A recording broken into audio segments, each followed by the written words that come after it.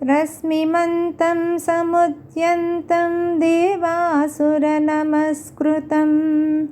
పూజయస్వ వివస్వంతం Bhaskaram Bhuvaneswaram.